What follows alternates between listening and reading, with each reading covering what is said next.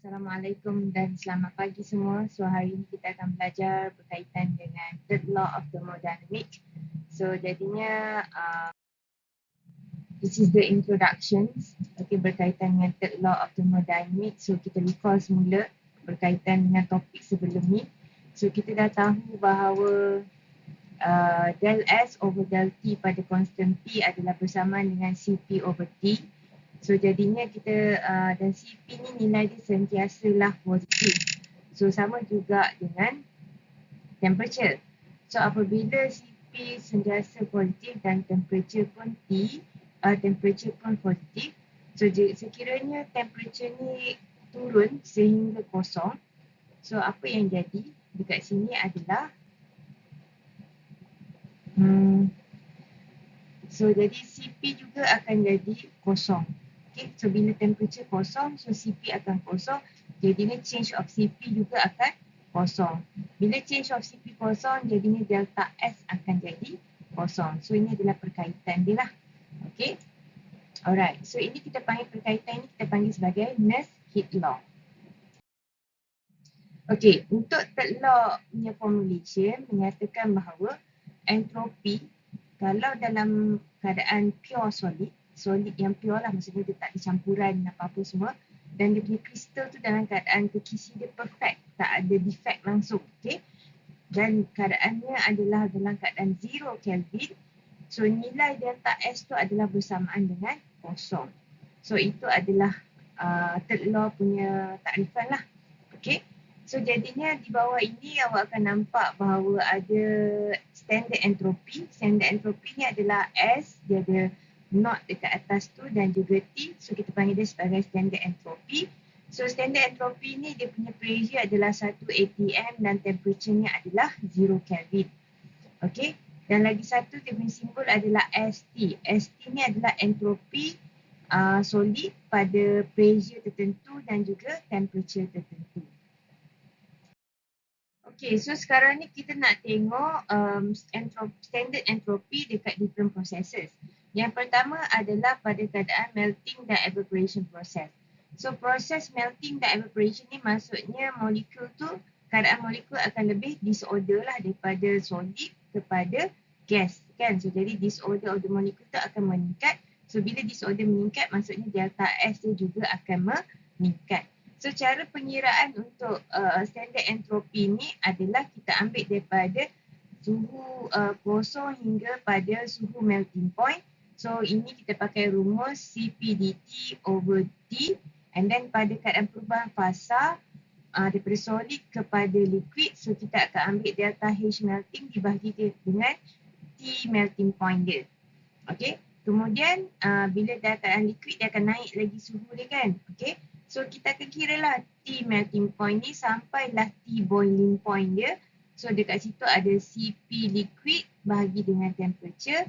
Temperature, perubahan temperature tu tambahkan dengan perubahan fasa antara liquid kepada gas iaitu delta H vaporization dibahagikan dengan T boiling point. Dan akhir sekali kita kira lah CP daripada T boiling point hingga dengan T yang paling tinggi lah iaitu CP vapor dibahagikan dengan delta T antara TB dengan T ni. Di akhir dia lah. Okay. So pada suhu yang di bawah 15 Kelvin, so heat capacity dia kita determine menggunakan divided power rule. Okay. So sebabkan dia menghampiri 0 Kelvin, selalunya keadaan dia adalah pada keadaan solid lah. Dan pada keadaan T menghampiri 0 Kelvin, CP dia adalah berkadaran dengan T kubik. Okay. Jadinya CP, so jadi formula dia untuk divided power rule adalah CP adalah bersamaan dengan AT kubik.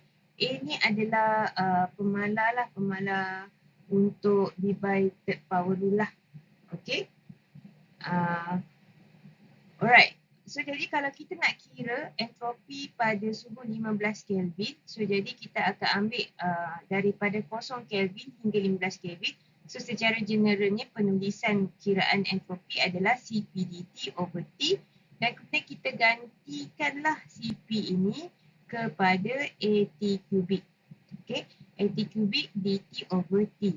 So, kita akan dapat CP dibahagikan dengan 3. Macam mana dapat CP bahagian 3 ni? Okay, keadaan dia macam gini.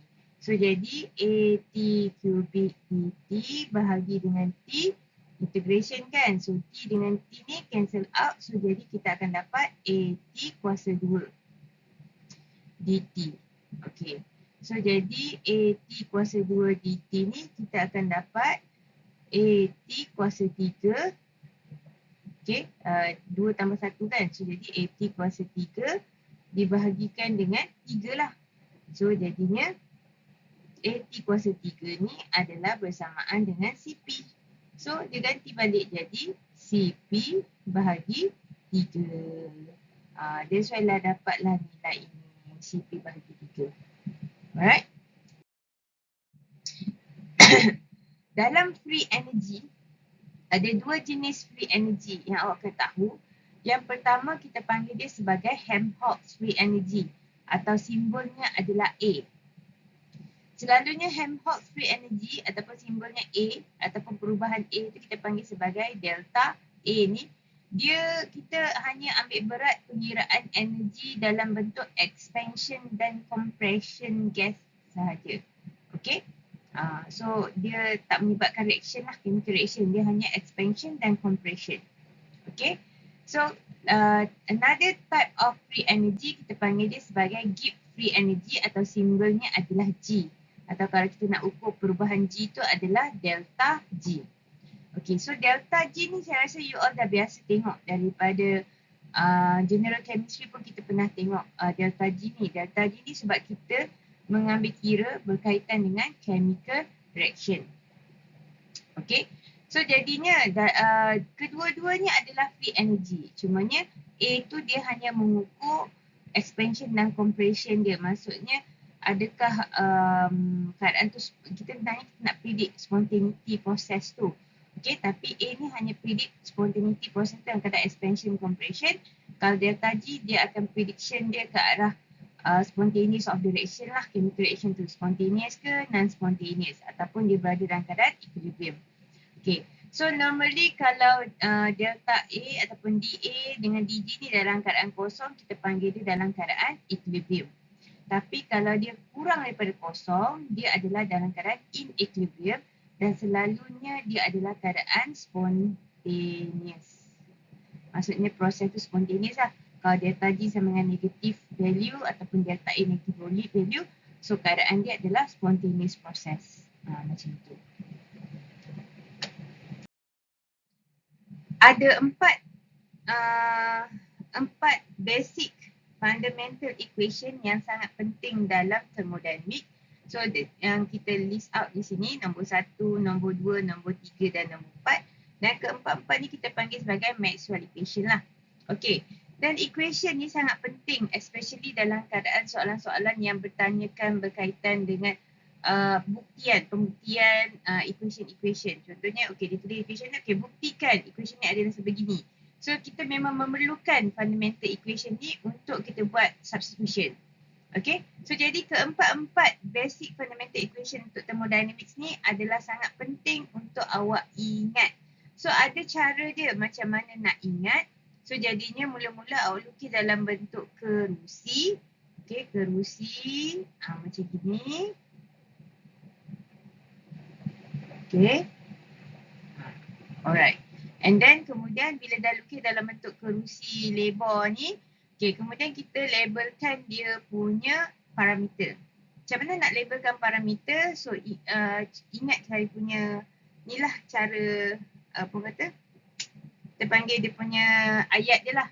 Ayat dia adalah good physicists have studied under very aspires teachers.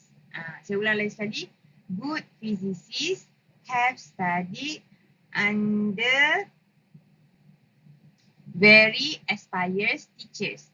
Okay, bila awak dah tulis benda ni, ada dua keadaan yang you kena ambil kira.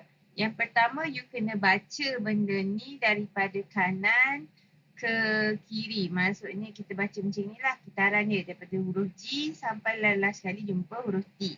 Itu yang pertama. Yang kedua adalah awak kena tengok dia punya parameter tu, keadaan parameter dia. Kalau dia berada di atas, dia adalah positif. Kalau dia berada di kanan, dia adalah positif. Kalau dia berada di bawah, dia adalah negatif. Kalau dia berada di kiri, dia adalah negatif. Okey, tak faham kan apa saya cakap? Tak apa, follow je dulu. Okey, kemudian barulah kita keluarkan keempat-empat fundamental ni. Mula-mula saya start dengan huruf G. Okey, so jadi bila saya start dengan huruf G, saya pun tulislah dekat sini DG. Sama dengan. Okey, kemudian saya tengok sebelah G ni siapa parameter dia. Okey, sebelah G kalau belah kanan adalah P. So jadi P kalau belah kanan positif kan. So jadi saya tulislah positif DP. Okey, kemudian G juga di sebelah kirinya, di sebelah bawahnya ada huruf T. So T ni turun ke bawah kan daripada G. So jadi kita tulis dia negatif DT. Okey. Dan kemudian next kita tengok pula. Okey. So T dia punya opposite dia adalah S.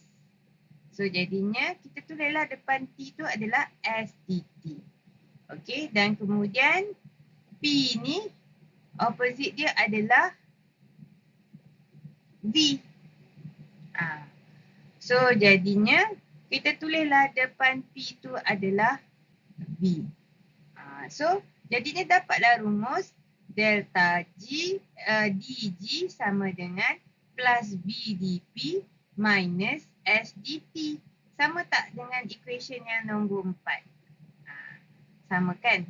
Sama kan dengan equation nombor 4 ni. Okay. So next, kita cuba juga pula buat untuk yang seterusnya adalah apa? Lepas tu kita buat huruf H. Okay, kita cuba buat huruf H. Okay, saya huruf H Okay. Huruf H, kalau awak tengok dekat sini, okay, huruf H. So dia ada dua parameter, ada P dan ada S. Okay, so saya tulislah kat sini DH sama dengan, okay, kalau P dia naik atas, so jadi plus DP. S dia pergi ke kanan, so plus DS. Macam itu. Okey, kemudian kita tengok opposite pada P. Opposite P adalah V. So letaklah V di depannya. Opposite S adalah T. So letaklah T di depannya. So jadinya DH sama dengan plus VDP plus TDS sama dengan equation nombor 2. So begitulah seterusnya. So awak cuba buat sendiri untuk delta U dan juga untuk delta A. Okey, cuba praktis sendiri. So awak akan dapatlah keadaan ni. So jadi awak bila dalam praktis nanti ingat je bentuk kerusi ni dan awak boleh keluarkan equationnya sendiri daripada bentuk kerusi ni Okey. So dalam Maxwell equation tadi, so daripada 4 tadi, itu yang tadi yang kita keluarkan dalam bentuk kerusi tadi ada 4 basic fundamental tu di dalam keadaan first order derivation. Okay, so yang ini dan dia kata kat sini since keempat-empat ni adalah exact differential, so jadinya dia ada second order relationship punya equation lah. Okay, so jadi macam mana nak keluarkan yang ke second order derivation tu, so you kena derive lah dia. Okay, for example dekat sini, okay, kalau saya derive kan, kita ambil, okay, kita ambil yang pertama adalah du sama dengan tds minus pdb. So jadi kita derivekan dulu t ni dengan b. Sekejap saya tulis ni. So t dengan b kat sini. Okay. So jadi bila kita derive, so jadi dia akan jadi del t over del V. Macam itu. Okay, constant dia adalah constant S. Sama dengan, so kemudian awak derive juga yang sebelah dia adalah, kita ambil warna lain pula. Okay, kita ambil warna ni. So kita derive pula lah dengan S ni dengan P. S dengan, ataupun P dengan S lah. Okay, P ni dia punya parameter mula kan. Okay, P dengan DS dia. So disebabkan oleh P ni negatif, so kita bawa sekali negatif dia. So negatif del P over del S, constant dia adalah sebelah P siapa? V. Macam gitu. So dapatlah yang inilah. Yang ni. So itu untuk DU. Nampak tak? Okay. So awak boleh cuba buat juga untuk DH, DA dan juga DG. Ikut petua saya ni nanti awak akan dapat lagi 3 equation yang bawah ni.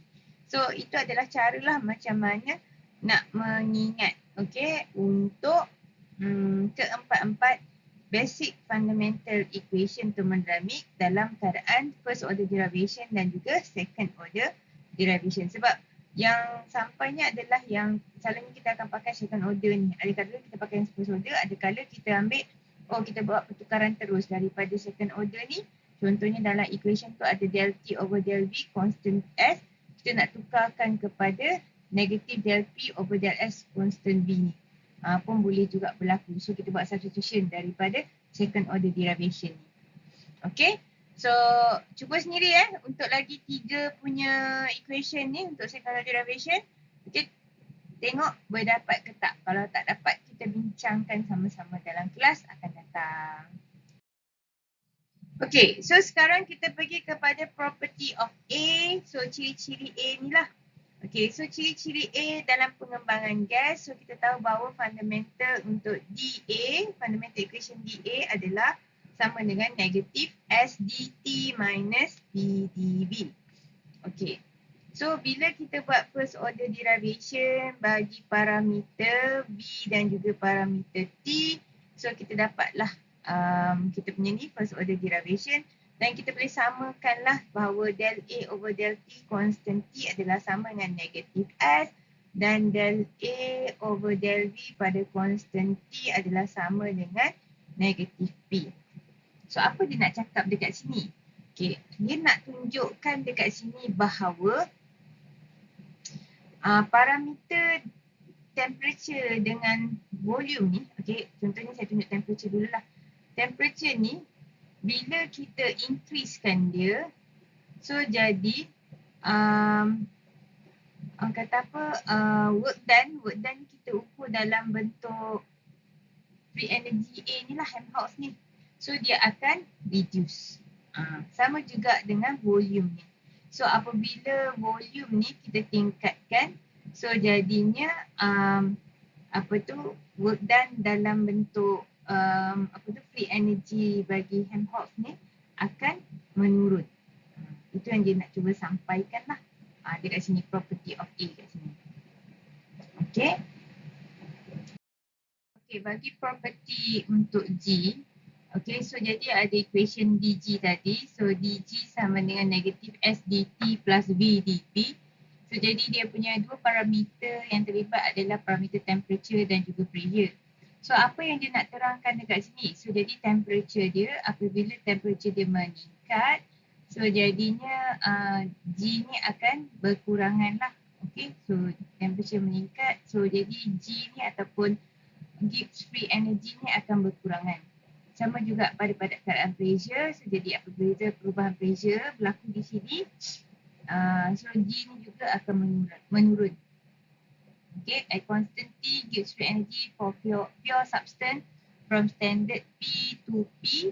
So jadi di del G over del P pada constant temperature adalah bersamaan dengan volume. Okay.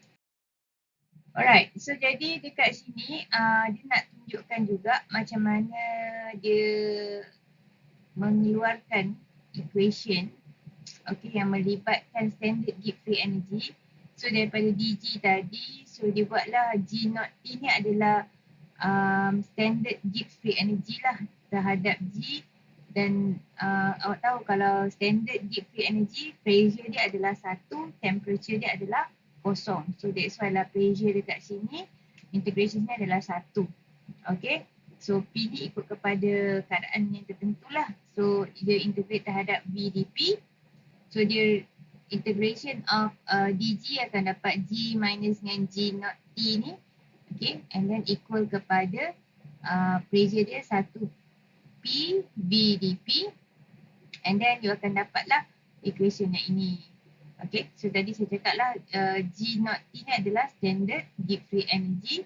So bila dia buat integration equation, so dapatlah integration equation ni adalah G sama dengan G not T plus V P minus 1.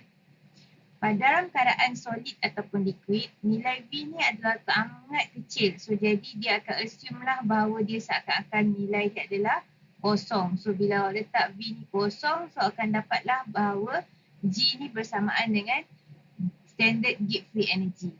Tapi dalam keadaan gas, so kita boleh ubahlah nilai V tu kepada nRT over P. Okay, menggunakan rumus PV nRT. So you rearrange rumus tersebut, jadikan V sebagai subjek. So jadi dapatlah V sama dengan nRT over P. Dan kemudian substitutekan dalam equation di atas ni. So awak dapatlah equation yang bawah ni, iaitu G sama dengan standard Gibbs free energy plus dengan integration nRT over P dP. Okay, so disebabkan, okay, dan kita akan divide dengan N ni bilangan mol lah. Okay, so semua rumus tu akan divide dengan N, so dapatlah rumus begini. So mu ni maksudnya dia menunjukkan molar Gibbs free energy. So molar Gibbs free energy. Okay, molar Gibbs free energy adalah Gibbs free energy pada keadaan 1 mol. Okay, so jadi dia boleh keadaan molar Gibbs free energy yang biasa ataupun yang standard. Okay, plus dengan RT ln P. Okay, ln P ni dalam keadaan ideal gas lah. So tapi kalau kita dalam keadaan real gas, kita akan gantikan dia dengan huruf F. Kenapa kita gantikan dengan huruf F? F ni maksudnya adalah fugacity. Fugacity untuk real gas. F ni adalah fugacity of real gas. Sebab dalam keadaan ideal gas, kita assume bahawa molekul-molekul yang berada dalam keadaan gas itu tidak akan berlaku interaction lah. Sama ada attraction interaction ataupun repulsion interaction. Tapi dalam keadaan real gas sebenarnya akan berlakunya interaction ataupun repulsion di antara molekul tu. So jadi sebenarnya nilai pressure dia tak semestinya seperti nilai ideal gas tu. Dia mesti ada perubahan daripada nilai pressure ideal gas lah. That's why kita labelkan dia sebagai fugacity. So fugacity ni bermaksud adalah effective pressure of a real gas. Okay, itu maksud dia lah fugacity. Alright. Okay, so di sini ada perkaitan di antara temperature dengan Gibbs free energy.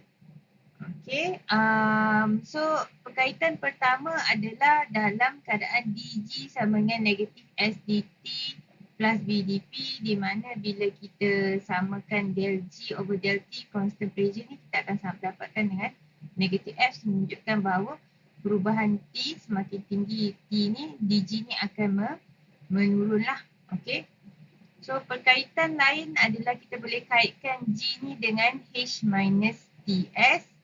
Okay, so bila kita kaitkan dia, so apa yang kita buat rearrangement equation tu dan kemudian kita jadikan del G over del T pada constant P. Okay, so yang akan dapat equation ni lah. Okay. Okay, so equation ni dia nak tunjukkan bahawa bila dia buat ada pergantian, so del G over T ni dibahagikan dengan dt lagi dan di sebelah kiri pun dibahagikan dengan dt. So lepas tu dia buatlah rearrangement di mana del G over T pada constant pressure ni dia ganti substitutekan dengan delta S and then dia buat integration lagi. So last kali dia akan dapatlah membuktikan bahawa yang atas ni, equation yang atas ni adalah bersamaan dengan H negatif H over T squared. Negatif H over T squared ni sebenarnya kita panggil dia sebagai Gibbs-Helmholtz equation. Okay, H-E-L-M-H-O-L-T-Z. Allah, padam pula, Helmholtz.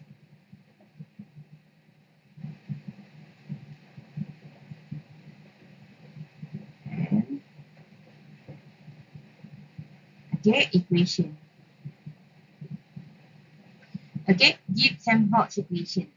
So maksudnya daripada kita kira entropi, so kita boleh kaitkan bahawa Gibbs lebih logik lah untuk kita kaitkan dengan keadaan entalpi dan juga suhu bagi Gibbs free energy tersebut. Macam itu. Okay. Yang ini pun, yang nombor 4 ni pun sama juga, dia nak tunjukkan bahawa 4 dengan 5 dia berkait lah. Pembuktian bahawa last kali yang tadi tu del G over del T pada bahagi dengan del T ni pada constant P ni dia akan dapat juga dalam keadaan Gibbs-Helmholtz equation iaitu bersamaan dengan negatif delta H over T squared.